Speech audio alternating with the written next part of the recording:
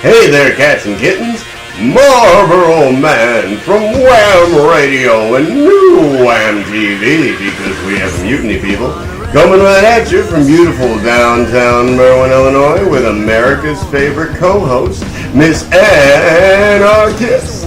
Hey there, guys. This is Anarchist coming to you from the dark side of the moon, and I'm excited about tonight's episode. Aren't you, Marlboro Man? I am, very much so. I'm very excited because also this weekend it is Father's Day, and speaking of fathers, this Father's Day episode is dedicated to our founding fathers. If you can, Marlboro Man, please take it to the top of the show. Well, happy Father's Day to all the fathers and grandfathers out there. I hope you guys enjoy a nice, safe, responsible partying weekend. I would, at the top of the show, like to thank our sponsors and donors. Prestige Photo, Waldo Cooney's Pizza, Marlboro Man's favorite pizza, and Abel de Valente's dry cleaning and tailoring service. We will be hearing more from them later on in the show. Thank you so much, Marlboro Man. Again, happy Father's Day to all our listeners out there. This is a very special episode dedicated not only to all the fathers, but especially to our founding fathers. That's if right. you are a true patriot, then this episode is for you. Now, first at the top of the show, we want to talk about the difference between a constitutional republic and a democracy. I do have some information here that I'd like to read off. The key difference between a democracy and a republic or constitutional republic lies in the limits placed on the government by the law, which has implications for minority rights. Both forms of government tend to use a representational system. Citizens vote to elect politicians to represent their interests and the form of the government. In a republic, the Constitution or Charter of Rights protects certain inalienable rights that cannot be taken away by the government, even if it's been elected by the majority of the voters. In a pure democracy, which is what we are in right now, the majority is not restrained in this way and can impose its will on the minority. I would argue that we're not in a pure democracy in this country. We try to spread pure democracy, and actually what they try to make you believe is they say the word democracy over and over again, and they say to people, we're going to spread democracy throughout the land. But really what they're doing is they're brainwashing us, the citizens, the people of this country, to try to ask for a democracy, which is not what we want. We do not want that. We already live in a constitutional republic, and it might not be operating the way that it's supposed to right now, because we really have to get back to the original Constitution, what we should be going off of only at this moment, because that would actually solve a lot of the problem. We have too much confusion going on, and a lot of that is due to all the things that happen afterwards. But remember, it was designed to be a living document. That's fine, but sometimes a living document, being a living document, has to, you have to go back to the beginning and sort of, take things from the top, so to speak. Okay, I think that makes sense. I can see from your perspective. Now, another few key differences between a democracy and a constitutional republic. Again, the majority in a democracy, the majority can impose its will on the minority, whereas in a republic, the majority cannot impose its will on the majority, and certain inalienable rights cannot be taken away. So basically, a good example, and I use this with a lot of people. If I came up to you and told you it's okay for me to take the wallet out of your pocket, you would tell me no, right? Well, yeah. You don't want to take my wallet, not mine. Right. Now, if I came back with 30 people who agreed that it was okay for me to take your wallet out of your pocket, I'm going to run and hide because I got 30 people looking at me and I wanted to take my wallet. Yeah, but at the same time, basically that's a democracy. It's mob rule. The mob, a majority. So basically, like I was saying, was if me going up to you and demanding the wallet out of your pocket was not good, and you're saying no, this is my right to my wallet, my personal property, and if I went back and got 30 other people to say, yeah, it's okay for Ann to take that wallet out of your pocket, and it's still wrong, That's democracy. I'm literally getting 30 people to impose all our wills on you, the minority, the person who literally just told me no. Also, the philosophy behind democratic and republic systems is in a democracy, all eligible citizens get an equal say-so in the decisions, which sounds good. And it's very similar to a republic. As in a republic, all eligible citizens get equal say in decisions with protection of unalienable rights to individuals. So again, the majority cannot impose its will on the minority. Very similar to what the House of Representatives and the Senate are. Yes, you're absolutely right, Ann. And in fact, you can't make... you're exactly right about a democracy where what you have a lot of times, what happens, like in Greece, what happened and other parts of the world where they have pure democracies, they actually try to outvote other people and make something wrong into something right by making it legal. So with a democracy, what happens, unfortunately, as a side effect, more often than not, is they actually make wrong things legal, or they try. You can't make them right because they're wrong, but they try to make things that are wrong into something legal, and that's how you get legal theft, like what happened with the banks in this country a few years back, which we still are not recovered from. That's so true. Now, because what they did was wrong. They broke our laws, and we let them get away with it because of a quasi-democratic system. And here they're going to try to get away with it again because they didn't get punished. So true. They didn't get punished. It's so true. They're literally running away with all our money and all our resources. Another difference between a democracy and a republic is where is the sovereignty? Now, sovereignty is you owning yourself and your own work and your own freedom.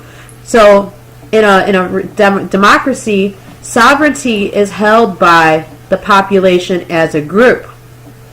Whereas in a republic, sovereignty is held by the people as individuals, which is a big difference because in a democracy, they're willing to sacrifice one or two people, for the greater good of the whole, whereas individuals in a republic don't want to make those sacrifices because they realize they're individual, they're all sovereign, and you can't take the rights of 2 to 3 people and sacrifice their rights for the whole population versus individuals who are willing to stand and defend their rights and their own sovereignty. Right, exactly. What's funny about this, a lot of people ask about the Electoral College and how kind of lopsided it is. I mean, in its defense, it does have some points because of the fact that, it does allow for a kind of an averaging system. That's basically what it is. It's saying that, well, this way, because all the people in Chicago, for example, which there's more people in Chicago than there are in, say, Springfield, Illinois, can't make laws for Springfield because, it's a smaller population. Just because of that doesn't allow, the people of Chicago to just impose their will on the people of Springfield. And that's just one example. But the reason that they came up with this Electoral College was basically to give people the impression that we have this pure democracy. What they were trying to do was make it fair and still abide by our constitutional republic, which we do have. So it was something that kind of was invented actually over the course of time, not all at once, but it happened over the course of time because cause and effect. That's what happened. Now, a lot of people say that we need to change that system, that we need to do something different, and the fact is we can if we want to, because that's not a part of our Constitution. one thing that we can do, for example, is actually, when it comes to our local governments, we can legally, under our Constitution, go in there and, we can change out the politicians, the public servants, whenever we want, and with whoever we want, and for any reason or no reason at all. It doesn't matter. In fact, if you think about it, if it was like mandatory and again, that's something that you could change, but if it was mandatory for everybody to hold a public office, or like we all take turns, like think about in your town, if each year everybody took turns being the mayor, things would work a lot better, because what you're taking out of the equation is an incentive to be corrupt and an incentive to get into a place of power just for the sole purpose of getting money or bribes or whatever. And I'm not saying that all politicians do that or all public servants do that. In fact, that's against our Constitution, betraying the public trust. The government does take that very seriously. However, money allows them to get away with it over and over again, despite the fact that the government takes that seriously. But it is up to us, the people, to do something about it, and to go in, not just complain, but actually change out the system. Okay, we no longer recognize you as mayor because you betrayed the public trust or whatever. Now we got to have somebody else, and we don't need to go and have trials and stuff for that. All you really need is the people in your town. But again, and I'm talking on a local level, because change starts at home, just like charity. Charity starts at home. We got to do it for you got to do it for you and yours first, and then you can branch out to other people. And it is an evolving system. Oh, well, that's very enlightening. I just want to go over a couple other things between a democracy and a constitutional republic, and then we're going to move on to the next topic. Now, a very big difference between a democracy and a republic is private property. Now, in a democracy, private property is permitted, although the majority faction may place limits on property rights. Whereas in a republic, private property is permitted, especially as there is a constitution prohibition on interfering with property rights. So the majority cannot impose its will on the minority, especially when it comes to property rights. So I can't just come up to you and say, oh, this is my property now, because 30 other people said that this is okay, that this is my property now, like what the banks do with civil forfeiture. Civil forfeiture. There's a lot of reasons or ways that they impose their rules on property rights, especially if the property's been in a family for many years, or many generations of the family. Okay, also which again is unconstitutional. We're allowing it to happen, yet it's unconstitutional. Right. Now, the most important thing about having a constitutional republic, which is our next topic, is the Constitution itself. Where, what is the Constitution? Well, the best way of defining what the Constitution is, and just to let you know, the Constitution is not a piece of paper that gives you your rights. You're already born with it, and it's said it in the Constitution. All right, the Constitution is a list of all our natural rights in the order of importance. It does say all men are created equal. All men are created equal, and I know a lot of people want to raise bait on this, but it's true. Every person, and what I really want to argue with, I believe in equal work for every person on the face of this planet. It shouldn't matter what country you live in. It shouldn't matter whether or not you live in Africa or Asia or Australia or whatever. Every human being is born with inalienable natural rights. The right to freedom of speech, the right to bear arms, the right to a trial without being kidnapped by the government and done elsewhere or elsewise with themselves. I mean, and the founding fathers really did a good job listing out all our natural rights. And again, I want to accentuate on the Constitution does not give you your rights. It is merely a list of the rights. You are already born with them as a sovereign human being, as a natural person who does not exist as a corporation, which we're going to get into later on. You already have them. You're born with them. And it's up to us to defend those rights any way that we can. I'd also like to point out that, yes, all men are created equal, but it's what happens after that changes things. And the only way for things to really be fair after all men being created equal is to base everything on merit. You know, the better person, the person that's better at a job, for example, should get the job. The person that's better than another person at a job should get paid more at that job. That's the only way, you know, for things to be fair. And then that gives people incentive to progress in life. It gives them incentive to learn more, to want to do better, and to better themselves, self-improvement. Right. Now, a lot of people get our natural rights mixed up. We don't want to have a mediocrity anymore, which is what's going on in this country right now. We need to get rid of that.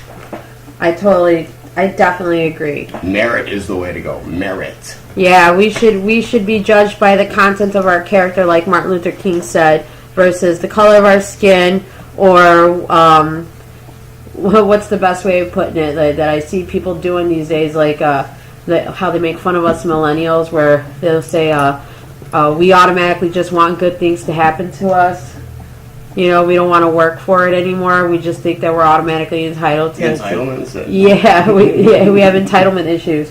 So we definitely don't have that problem, but I do see it. And the reason it's like that is because you got to remember, those kids, they were born in a generation where they don't know anything else. They don't know what happened before that. They don't know that you have to earn things. They only have seen what these entitlements are, and to them, you have to qualify for them. So all they know is how to make words on paper, how to fill out paperwork, basically. Yep. To qualify. Push pen on paper. Yep. Another thing I wanted to go over was a lot of people get our natural rights confused with our legal rights or civil rights. So I just want to go over some information. Hopefully this will clarify the difference between them. So natural rights are those that are not dependent on the laws or custom of any particular culture or government, and so they are universal and inalienable, which means that they cannot be repealed or restrained by human laws. Legal rights or civil rights are those bestowed onto a person by a given legal system. They can be modified, repealed, and restrained by human laws. So, for example, our first natural right is the freedom of speech, the one that everybody should know like the back of their hand. Freedom of speech, to public assembly, to be able to write pamphlets and booklets and stuff about whatever they want, good or bad. All right? Like our newsletter, which we have coming out soon. Oh, yeah, that's true. We have a newsletter coming out soon. It'll be our June edition. And then our civil rights, so a civil version of freedom of speech would be censored speech, or this political correctness that's going on.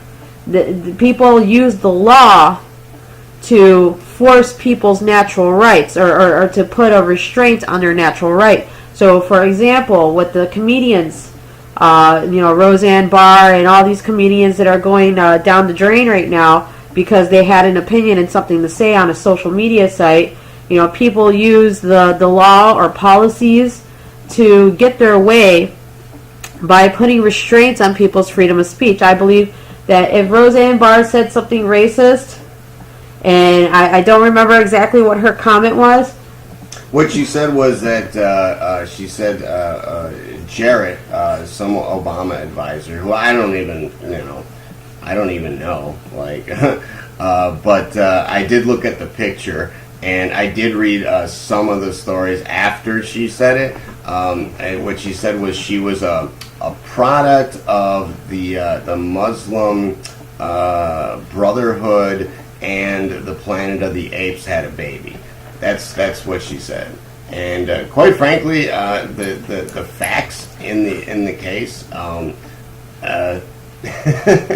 it makes Roseanne look like a funny comic making a funny comment. That's all it was. It was just, she's an over the top comic anyway. We already knew that about her. We know that remember the national anthem? Yeah. I mean, we know that she's capable of some shocking, crazy stuff, but that's kind of her shtick. That's what she does. For us to, first of all, we should have expected it, especially her doing a new show, or a reboot, or whatever you call it. But not only should we have expected it, it should not be a big deal, because it's Roseanne. I mean, she's been like that for a long time. Bringing it back to the point, though, was the majority imposing its will on the minority, the individual. Okay, so the majority infringing the natural right of the individual, and basically ruining her career.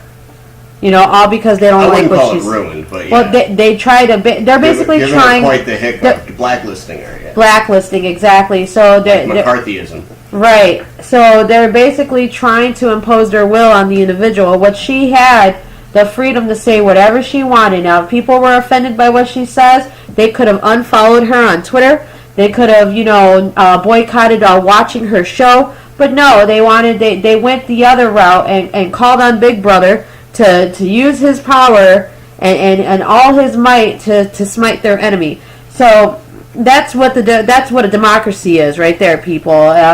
And unfortunately, we see that all too often. Think about someone calling the police on their neighbor just because they don't like their neighbor, and they try to make up some stories about them to basically give their neighbor a hassle or things like that, and that happens all the time. All the time. Now, I want to turn this over to one of our sponsors. You want to pay the bills? Not a problem there, Ann. This very important public service announcement is brought to you by Prestige Photo in Cicero, Illinois. Our memories are really important to us. In fact, you put them all together, they paint the picture of our lives. Sometimes we're lucky enough to have them recorded on film so that we can look back and relive moments that have long passed, but yet shaped our existence today. There's nothing wrong with freezing in time for reflecting on events that make us who we are, as if suspended for all of us to learn from and enjoy. So the next time you feel the need to make the moment, snap a photo or take a video and make it a habit. Do it early and do it often, and soon you'll see that you too can save the world. This very important public service announcement brought to you by Prestige Photo in Cicero, Illinois at 708-652-0595. That's Prestige Photo, 708-652-0595, and we actually get our equipment from them. Oh, well, that was do the show. That was wonderful. Now, to turn it over to the next topic on the show, I wanted to talk on the Founding Fathers and what they really wanted to found, or how they really wanted to found this country. Like, what was their idea behind the country of the United States of America? What is America, and what was their ideals? We do know for a fact that all the Founding Fathers were Freemasons, which means that they had their own religion. They were not Christians. They were aware of the Illuminati and the Brotherhood of the Illuminati. They were totally aware that their ranks had been infiltrated, and that this nation was not founded on Christianity like we are led to believe. Now, I have a small clip I want to play for everybody to hear, and just to get a good idea of like what I'm talking about, and hopefully it'll enlighten you a little bit to some of the lies that are being taught in school systems and in some churches. And just so we're clear, the reason that they've led us to believe, and they keep trying to lead us to believe that that our founding fathers were Christian and founded this on Christian values and with the notion of making a Christian nation, is so that they can hurt us with our own religion, so that they can use our own Christianity against us. So that's why they keep trying to make people believe that, so that way they can use our churches, our pastors, our priests, all the good people, schools that really want to do good and help us, so that they can use them to hurt us, against us as weapons. So yes, continue. Okay, well, we're going to take a listen really quick. Because of the Christian influence early on, the revolutionary philosophies have been embraced in what might be called patriotic Christianity.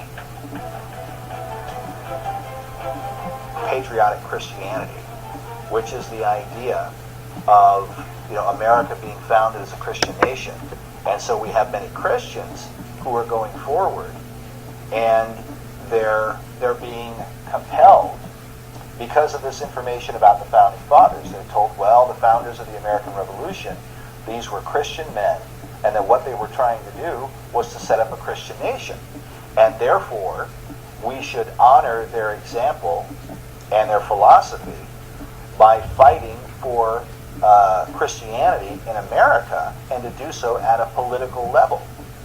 Because the men who represent this information, men like David Barton and others, who are representing this information and who are telling us that the founders were Christians, they don't simply want to prove that these men were Christians.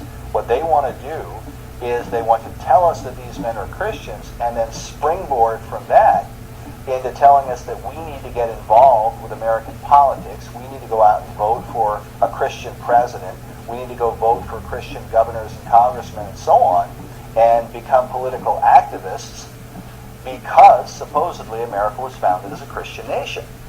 And the teachings of the founding fathers are being used in churches, they're being used in our home schools and so on, to teach our children how Christian men think and operate in government. So our children are being taught that these men like Washington and Jefferson and Benjamin Franklin and others who are of the founding era, that their teaching, their example, and those things that they declared, that these are all based on Christianity, and that these are Christian teachings and Christian principles that they're setting forth, and therefore we should embrace them in the church. We should embrace them as somehow or other being really equal to the teachings of the Bible. But are they? That's the question that we're addressing in this film. Okay, so from what we heard of in this clip, and this is not to bash Christianity or anything like that. Oh no, of course not. Yeah, this has nothing to do with that. What it is the very simple lies. This is an example of true Christians running toward trouble. Yeah. Not away from, toward. So in order for them to be able to manipulate us, they have to lie constantly and teach us the lies so we can pass it on to our kids, and our kids can pass it on to the next generation. And like I said, all the founding fathers, they were all Freemasons, and Freemasonry is in itself its own religion. They do not adhere to the Christian God or to the God of the Old Testament or the New Testament or whichever. They have their own God that they worship to, the Great Architect. They also call it, it actually has a couple of names, but they mostly go by the Great Architect. And they wanted to found America in the sense of secularism, where they wanted to have a big separation between church and state. The founding fathers knew what sovereignty was. They knew what was going on in the old world. They knew that in order to protect the citizens from tyrannical governments and was it shifty court systems and corrupt lawyers and stuff like that. In order to defend us from all of that, they wrote the Constitution to list all our natural rights, so that we the people could understand that we were already free in the first place. And free meaning that we do not adhere to any courts, no laws, in particular that go against our natural rights. We don't have to follow them. And they really wanted to make sure that people had the freedom to worship as they please. I mean, the first reason why America was founded was because of persecution for religious faith. I mean, the very first people that came here were all Protestants, which was like a Christian faith. And of course, like the video had said, a lot of the beginnings of America was based on Christianity, but the actual founding of the country and the putting together of the government and stuff was not. It is very important that we note the founding fathers wanted to make this country free for people of all religions, no matter what your religion was. And the main reason for that is so that we could have checks and balances, so that there would not be one group with too much power. It's not supposed to be that way in this country. We're supposed to be an enlightened people that are able to freely exchange ideas. And when you think of scholars of theology and the kind of good that they can actually do together, when they cooperate with each other, when they try to come together, religious leaders coming together to try to help people. When you think about that, it only works with a freedom for all religions. So you need a space where they can all come and congregate, and that's supposed to be America. Exactly. Now, moving on to our next topic. That way we can actually, solve more problems. Go ahead. All right. All right. So our next topic, which led to, because basically America, the country, the land of the free, the home of the brave, only existed for a couple of decades. I believe it was either George Washington or Thomas Jefferson who made the comment, "We'll give the people a republic, but let's see if they can keep it." Meaning, are the people smart enough and wise enough and brave enough to protect their natural rights and to make sure that they could not be taken fool by a shifty, tyrannical government that'll sneak its way in any way possible? Can we use the Constitution to actually protect ourselves just by its simple principles? To remind us that we're human beings. So what had come into play later on was the Civil War, which everybody is taught about in school, of course. We're all told, the Civil War was when the most amount of Americans killed, or the most amount of Americans died because it was Americans killing Americans. Why was that? A lot of people are told that the reason why the Civil War happened was because of the abolishment of slavery, when that is the mainstream narrative. But the honest reason, and from what I researched on my own, was the real reason why the Civil War happened and why the rebel flag is the most patriotic flag in the history of all flags that have been created in the United States, is because they were exercising their right. The southern states were exercising their right to secede from the United States. They were trying to secede. They did not want to be part of the United States anymore, and they said, "Screw it! We're gonna be our own United Nations down here." And what had happened was the old world, because we're the United States is the new world, of course. The old world took advantage of that instance, and they said, "Hey, man, there's too much freedom going on over there. We can't be having all this freedom talk going around because we've God forbid, the countries under our rule are going to figure out that they themselves are free, and then they're going to try to slip out from underneath their grip. So we need to go over there and put a kibosh on it. And what really made it threatening to the old world about seceding states and state sovereignty and all this stuff was the fact that those states would not only be able to print their own money and harness their own resources and keep stuff like that, they would be able to demonstrate, their own sovereignty and be able to have their own people, their own laws, their own stuff. Like they would literally be, part of the continent, America, but they themselves would be sovereign in the sense of they're their own country, their own city-states, basically, or not even city-states, just states themselves, and they would be independent of America. Now, what the old world was trying to do was keep all of America together, because what's the whole point of taking over one whole country when it splits into two countries? Now you're going to have two countries to fight against. You know what I mean? Yeah, and I would like to point out too, obviously slavery is horrible, and what happened during that period of time in the South, or actually for, thousands of years, probably more than that, there's always been, slavery around, and it's a terrible, horrible thing. So, what the African Americans went through during that time period was awful.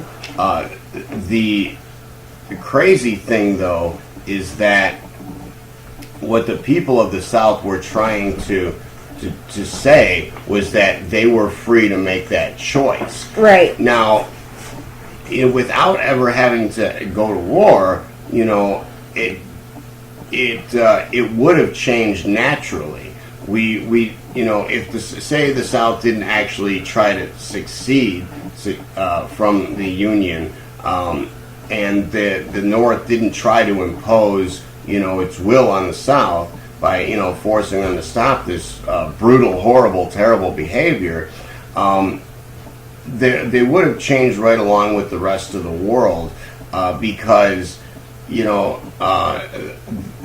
France, the Enlightenment period that they were going through, a lot of, humanity was coming of age on its own. And we, as human beings, were learning that, slavery was bad and immoral and wrong and unethical and terrible. But unfortunately, what happened, though, in a big trick, is that when making it completely abolished and illegal by imposing will to make it illegal like that, it actually made slaves out of everybody, because it suddenly everything was equal, but not everybody wanted to play by new rules. They kind of were set in their old business models, and all they did was figure out ways to now make slaves out of everybody. Right. So they were kind of like, okay, so fine then, you want slaves to be, you don't want black people to be slaves anymore. Okay, well now we're just going to make slaves out of everybody, and we're really going to cover it up. Right. Now, because of the Civil War, America had fought America, so it was no longer the United States of America. The Illuminati, or whatever you want to call it, the powers that be crept in, used their courts, used their lawyers to create a corporation out of the country. Now, for example, for more information, basically, one of the greatest tricks that the New World Order did to enslave the people of the world was to secretly create a corporate version of countries, cities, states, and counties. By doing this, the leaders of the New World Order and their minions were able to trick us into unknowingly agree to be agents or employees of these corporations through the use of fraudulent contracts, i.e. birth certificates, social security cards, licenses, and permits. The laws here in the United States are not really laws. Instead, they're acts and statutes of the United States Incorporated. So in other words, policies. They're rules and codes of a corporation. So, like any corporation, Walmart, Target, you're not bound to the rules of the United States Incorporated unless you agree to be a citizen or employee of the corporation. The only laws you, the natural living person, are bound to are the laws of nature. The laws of the land. Right, which goes into the next topic of what's the difference between being an American citizen or a U.S. citizen. Now, there's a big difference between being an American and a U.S. citizen. Now, I'd like to point out real quick that as much as we hate racism and hate's I don't ever want to really allow hate into my heart. So that's something that we all just kind of personally should work on, because it doesn't feel good. But as deplorable and unethical and immoral as racism is, there are people that are just going to be like that for whatever reason. Here's the thing, though. We do need to support that person's freedom to be that way. That's kind of like the freedom to be an idiot. I mean, right. You can't make stupid illegal. Right. As it's just you can't fix this. You can't save all the dumb people. No, you can't do anything about it. It's just going to be that way. So, the best thing that we can do in a free country, and remember, because it is a free country, we're going to have people that are racist, but we're also free to try to change that person's mind peacefully, not, with force. You can't beat them into not being racist anymore. It just doesn't work that way, but we can try to enlighten them and try to make them see the bigger picture and why it doesn't work. But again, a country that's divided, so we're really the divided states of America, really? As Anne's about to explain. We're not, really the United States of America. That's a corporation, because the Civil War never actually ended. That's why we're fighting one right now. Like, I said on our previous show, it's a war of words. But, because we're the divided states of America, and we should embrace that fact, that allows us to have those checks and balances and balance of power that the Founding Fathers originally wanted with the Constitution. Exactly. Now, going back to the topic, being an American is you, the natural flesh and blood person created by our I want to say our main creator, our divine creator. I don't want to say God, because a lot of people don't see it that way. So the universe, you can call it whatever you want, but you, the natural person. So, for example, they use our names. To describe the natural person, we'll take the name John. So John, uppercase J, lowercase O-H-N, is the natural person, the one created by the universe or God, or what you want, or what you would like to call it. Now, a U.S. citizen is an artificial person created by the government. So, for example, we'll take the name John again. John, J-O-H-N, all capitalized, is the artificial person. So, take a look at all your paperwork. Look at your bills. Look at your birth certificate. Look at your social security card. Look at any letters from court. You'll notice the name on those letters are all capitalized. They're referring to you, the artificial person, which is not you. That's your straw man.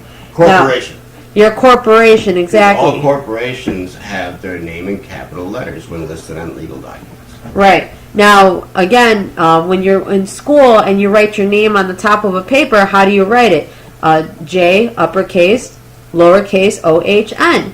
That's you writing your name as a natural person. Like I said, the flesh and blood breathing person that was created by nature. So they use our language and they use our words and they use very simple phonetics to confuse us into thinking that all uppercase John is a real person, when in fact it's a straw man that was created by the government. A person in general usage, a human being, natural person, is defined by Black Law Dictionary as a person who cannot be infringed by the laws of the government. Whereas an artificial person is a person created and devised by human laws for the purpose of society and government, as distinguished from natural persons. For example, corporations are example of artificial persons. That's it. And if anything, I want to bring it to our next sponsor at the show, Marlboro Man. Oh yeah, absolutely. We do have Waldo Cooney's Pizza. This is a very important public service announcement brought to you by Waldo Cooney's Pizza, Marlboro Man's favorite pizza. We'd like to remind you that family time is very, very important, and to spend at least one night per week eating together. Why, just sit around a pizza and watch a movie and make it a family night so that we can preserve the values and the strength of our families and make this a better place. Again, that very important public service announcement brought to you by Waldo Cooney's Pizza, Marlboro Man's favorite pizza, at 708-749-7997. That's 708-749-7997 for Waldo Cooney's Pizza, Marlboro Man's favorite pizza. Well, thank you so much, Marlboro Man. Now, the reason why I want to discuss the difference between being an American, a natural person, and a U.S. citizen, the artificial person, leads into another key event in American history. After the Civil War, we had the Industrial Revolution. And basically, one of the biggest things that happened during the Industrial Revolution was the lessening of our freedoms. And how did that happen? Well, at that time, a lot of people were independent individuals. They lived on their own farms or plantations, or had their own land somewhere out in a rural area, where they didn't have to be part of like a major city. They literally lived by their own principles, their own rules. And slowly over time, people started moving from rural areas into urban areas and started becoming more and more dependent on the state. How is that so? Well, basically, they made it in cities to where the cost of living was so great that people had to trade up their freedom from living in a rural area, having their own land, their own property, their own way of living, and fitting into these little I like to call them kennel quarters in a city, where they have to literally work for slave wages to afford a place to live. Basically what we're doing now. And we'll talk more about it later. But so the cities were attractive to the rural people because the cost of living was low, because the cities were cheap back then at that time. And the big trick is, now that we've lost our freedom, now they can jack the price of living way up, and right. Now all the people in the cities are a little, what's the word? I want to use a word here, but it doesn't seem appropriate. Codependent. So. Okay. Well, that's what I would use to describe it. They're a little codependent on the system, because if you think about it, the system matrix in the cities has a very strong grip. And the worst thing about it is, everybody came from the countries to live into the city, but now people from the city don't know how to go back out into the country and be independent. Right. And learn how to depend on themselves and stuff like that. Exercise our freedom. Exercise our freedom. And then on top of that, anybody who does try to exercise their freedom and rights, if you try to go back out to the country or try to be yourself and go out there and be independent and free, people will chastise you. We're already trained to find that one oddball in the classroom or in school or in at work or whatever, and tell them, well, what they're doing is wrong, and it has to be just like everybody else. You got to do the same thing like everybody else. And I get that all the time, because I'm very independent. I do know how to exercise my rights. I do know how to go be free and independent and live outside and be in nature and what is it, weather out the winters and go through all of that. But God forbid if I do that around anybody I know, they'll tell me, oh, you're homeless and you can't do that, and you're suffering, and you need to get a job like everybody else, and you need to pay bills like everybody else, and you need to do this like everybody else. So they literally kind of put me in like in a form of like arrested development, where I can't go out and self-develop myself and hone my skills in other areas that are not part of the mainstream narrative of what we're supposed to do. You know, you're supposed to be born, you got to go to school, you got to get a job, you got to get married, and then you get your house, and then you get, you know, in the meantime, I guess in that 15-year span, have kids and probably get divorced. It's a lifetime of dependency. Oh, you have to be dependent on somebody else. You got to be dependent. And God forbid that should be in the form of voluntarily cooperating with each other and being friends with each other and actually helping each other. And being free to leave any time. Yeah, and being free to leave any time. No, it's got to be forced. Right. You got to worry and fear about that being taken away from you. Exactly. Yeah, it's going to be gone. Which goes a little more into the future now. We're going to skip a little bit from the Industrial Revolution, and we're going to go into like the 1930s, where the Federal Reserve was enacted into our country. Or not even enacted, it was snuck into our country and was never officially ratified into our Constitution and into our laws. And basically, the Federal Reserve is literally the reason why we had a Great Depression. Like a lot of people don't tell you this. You're not going to learn this in school. You're not going to learn this at church. You're not going to learn this with your family. When they put the Federal Reserve into motion was the reason why the stock market crashed. Because if you think about it, the Federal Reserve is, for one, not federal. It's a privately owned banking institution. So it's literally owned by like 13 people. So it's not owned by the people of the country, you know, we the people. It's owned by 13 private citizens. And they literally came in and took all the resources of our country, like gold, and they said, you know, the people of this country, they don't need gold. They need fiat currency. That's what they need. And in the exchange of gold and fiat currency caused an inflation in the market to where the Great Depression had happened. Because if you think about it, once the gold standard was removed from, which was later on, which was done, I think, about 10 years later after the Great, or about 5 to 8 years after the Great Depression had just about ended. Yeah.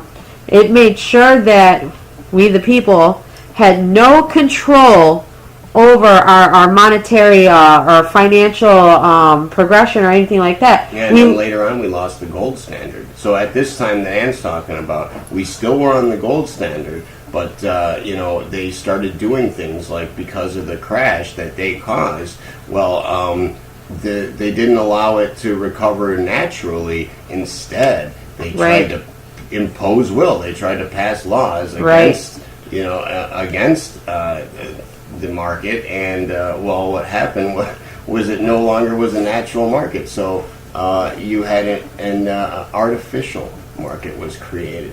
And what happened during that time? Well, a lot of people went crying to the government. And what does the system does? It creates more of itself. Mm-hmm. So a lot of people go crying to Big Brother. Oh, I need you to help me, government. You know, like they pray to God. And basically, what happened was they became dependent on the government to create jobs for them, whereas the natural person has the right to create their own job. And what's the worst thing about an artificial system is that it can be manipulated for any reason or no reason at all at any given time without regard to what reality is, to what's actually happening, what the natural ebb and flow of people are. Right. Supply and demand. And also during this time, they also enacted birth certificates and Social Security cards because, you know, now that everybody is a slave in the country, well, you got to tag all the cattle now. You know, that's birth certificates. World War I was around the time that they started issuing those, and that was as a form of war bonds. Yes, it is. So actually, birth certificates were a stock certificate to help fight World War I. And they still are. Mm-hmm. And if you look at your birth certificate, it's printed on banking paper.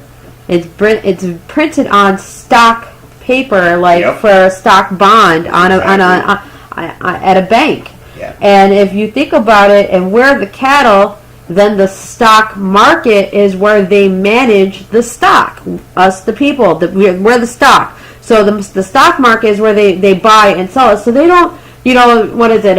Back in the day when they had the slave trades, they used to stand the slave on a little soapbox, strip up naked, and do like a make and model of the slave, and then people would, auction off, their money or whatever to pay or buy that slave and be like, oh, I want that black one, or I want that Irish one, or whatever. Well, they don't, slave trading doesn't happen like that anymore. It's done by the, what is it called? What's the name of it? Was it IMF? No, it's they call it the street, the main street, like oh man, I don't want to sound stupid, but I know what I'm thinking about. But Wall Street. Wall Street, there you go. Oh, Wall Street. That's what I was thinking of. So yeah, that's why they call it Wall Street. They, back in the day when the slaves were all put up against the wall, and sold individually, put up against the wall, put on each one, would then stand in a box. So that's what Wall Street is. And that's why it's still called Wall Street to this day, and we're the stock on the stock market. So it's still done by Wall Street. They don't have to line us up on a wall and have us stand on a box to show us off anymore. They literally have pieces of paper with our sensitive information on it, and they just shuffle paper around. Yeah, as I was saying earlier, we're all slaves now. Everybody's a slave. It doesn't matter what color your skin is, and this false race war that they're having. Equally, yeah. Yeah, this false race war that they're playing out on TV with the left wing and the right wing and stuff like that. Trying to pit people against each other and make them angry at each other. More divided states of America. Basically, it's all a lie. It's a sham. It's got to go, people. We want to be, divided in one nation, but at the same time, we need to have our humanity, and we need to have our wits about us, and we need to be able to have ethics and morals and the code of the gentleman. We have to operate on that. That's the way it always has been, and that's the way that works, and that's the way it always should be. And we need to, once again, make it for ourselves. We have to emphasize it. Right. Emphasize it, because it's there, it exists, but we have to make it bigger again. We have to make it known again. We have to make sure that younger generations don't forget this information. Okay, so we're going to skip a little bit in time from the creation of the Federal Reserve, and we're going to take it forward to today, 2018. We, to this very day, are modern day slaves.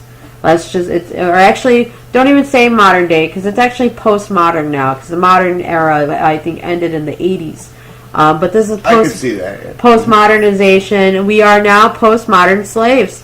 I mean, everybody gets up at the same time and trudge to their cars and trudge down the street in their cars to their jobs to make somebody else their millions of dollars and their money and stuff like that. But they have cars and houses, kind of like how they used to say about the slavers in the South, like, oh, but they let them live on the property. And right. And they I know. Yeah. Now today, we don't have to live on the slave owner's property. We get our own little pieces of property, apartments. Oh yeah. Not a lot of us can even own houses anymore. The housing market is completely bust. I was just reading how it's actually cheaper to rent for your entire life than it is to buy. And it used to be the other way around, Yeah. where it was cheaper to own your own house than rent. It used to be the most solid investment you could make. Was buying a house. And they can't do that anymore. Nobody can do that anymore. We can't even afford to.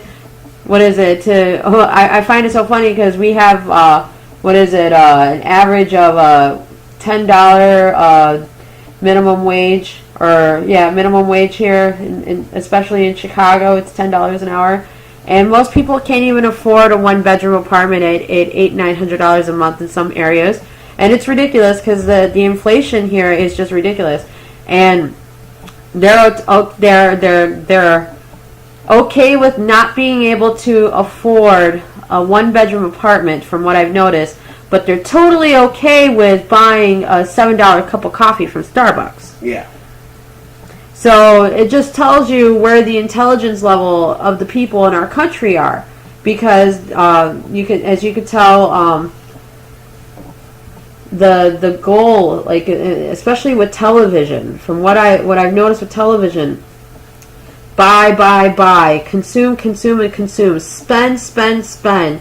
There's nothing up there that says about saving money or how to invest it properly and how to do the things for yourself that we're supposed to be doing. Because, God forbid, if we actually learn how to use our money, our actual voting power is our money. Our real votes are not going to a booth and putting a piece of paper into a box and saying, oh, here's my vote, this is what's going to change the world. If you really want to make a change in your community on a local level and try to do it even on a state level, look at where you put your money.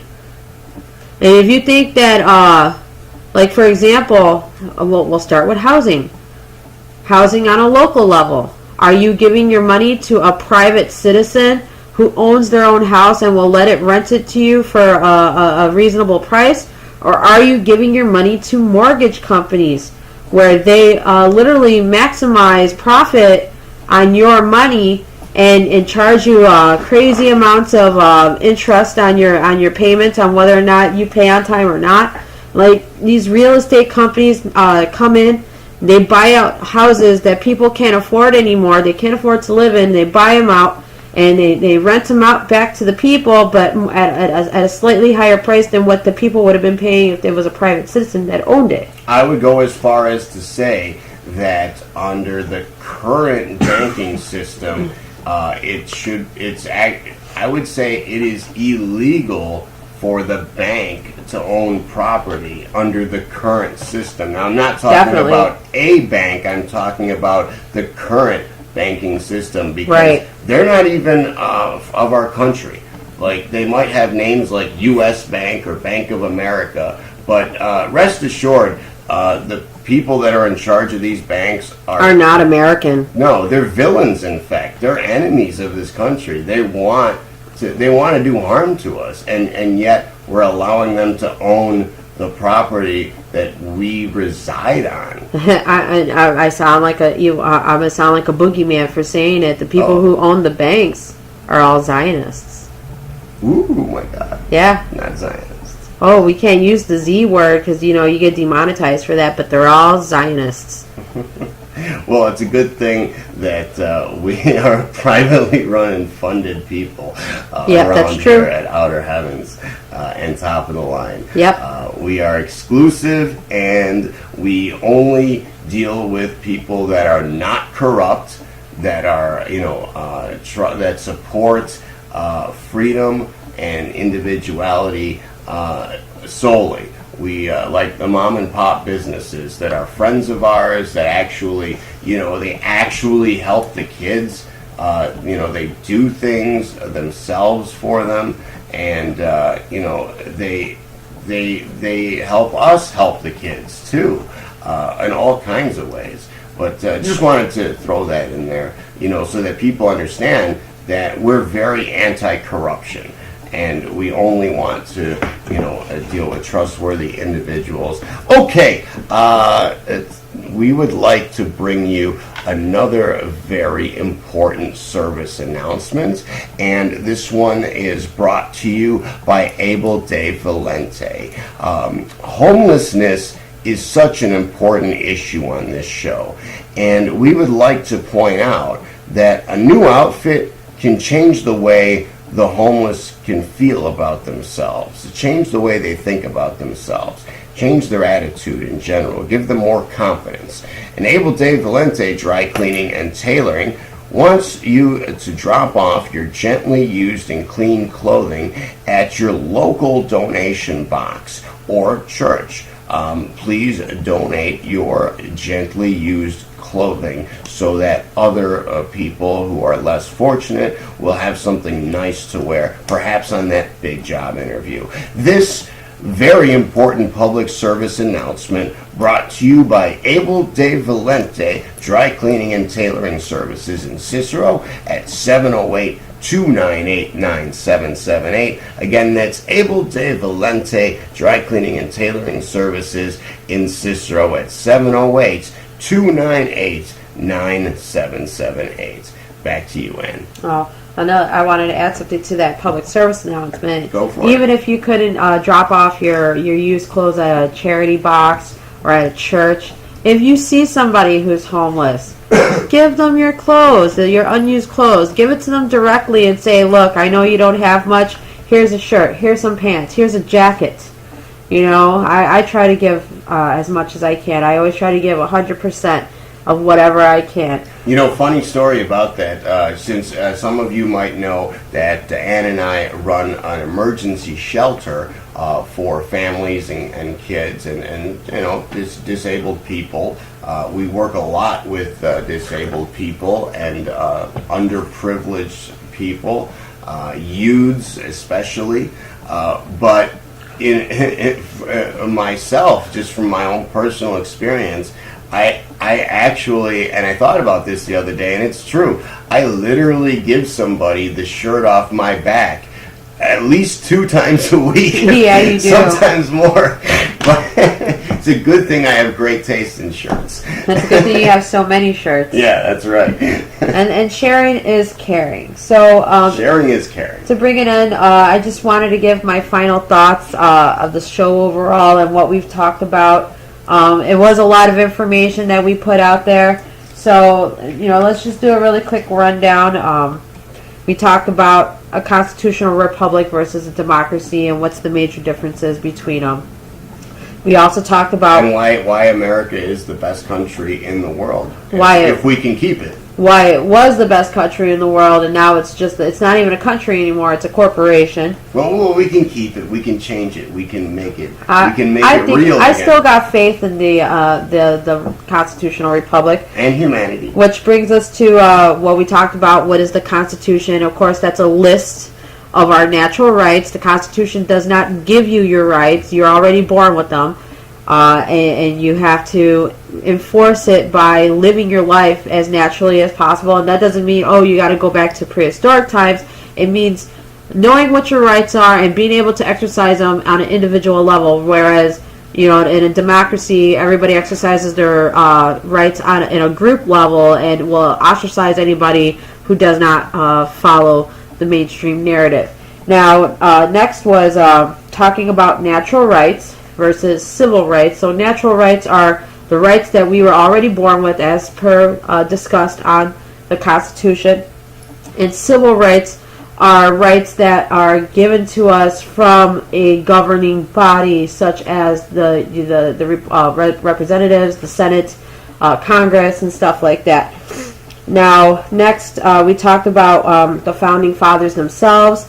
Their religious belief in freemasonry versus us being told that they were Christian, which they were not, and the fact that they were aware of the Illuminati and the infiltration in their ranks, and how they were trying to protect us from what I like to call the beast of the sea, corporations and corporate law and corporate rule, which is sure.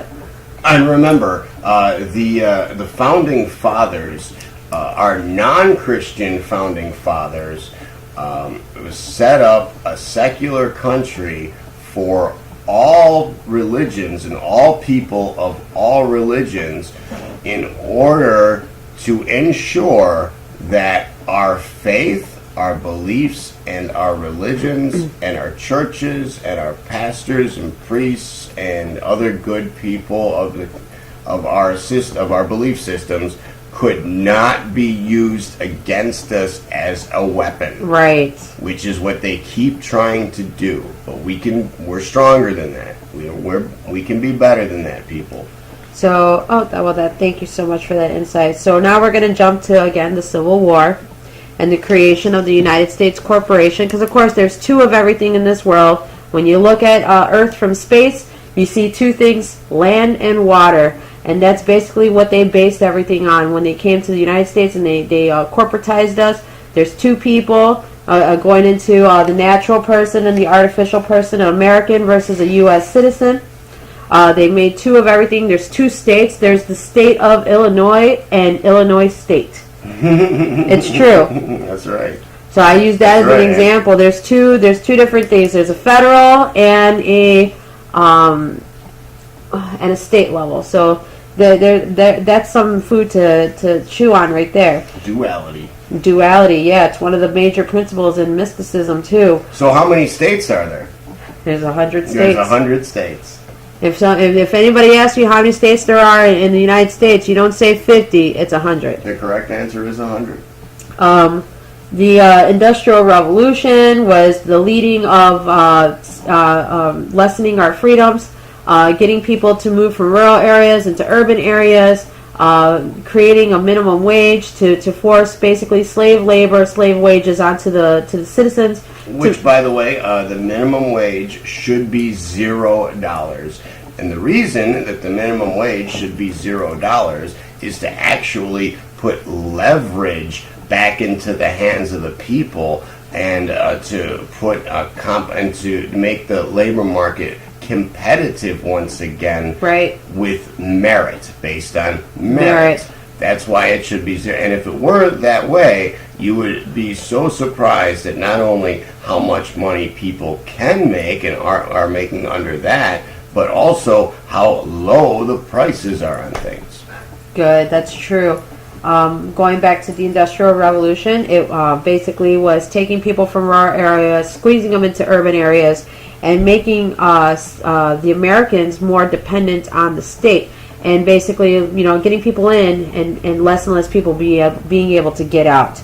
Next was the creation of the Federal Reserve, which led to the Great Depression, and the creation of birth certificates and Social Security cards or false legal documents to indoctrinate us into a what they call the social contract, which does not exist, because you cannot be born and take on a contract you know nothing of. In the Bible, they said that when a child is born, they make a promise to God or some stuff like that before they even knew, that they were even aware that there was a God or there is this. Like the social contract is just a sham that everybody is born into, and we're taught that we have to follow it. How can you be a part of something you know nothing about? Next is the fact that, again, we're all slaves. Everybody's a slave. I'm a slave. Marlboro Man's a slave. Just real quick to back up, what I think Ann is saying there is that because we have natural, God-given, inalienable rights, you cannot become a part of some contract or have some type of will imposed upon you before you're able to even be self-aware or know what you're doing, or before you can even talk. Right, exactly. In other words, you can't be sold to a corporation as a baby and then be expected to still be a part of that corporation legally. You have a right, a God-given right, and an inalienable right to be yourself, to be free as an individual. Exactly. And choose anything that you want, as long as you do no harm. And take no aggression. Which we all should be taking no aggression from the government that we have right now. We're not anti-government, we're anti-corruption. We are definitely anti-corruption. We can have our government back.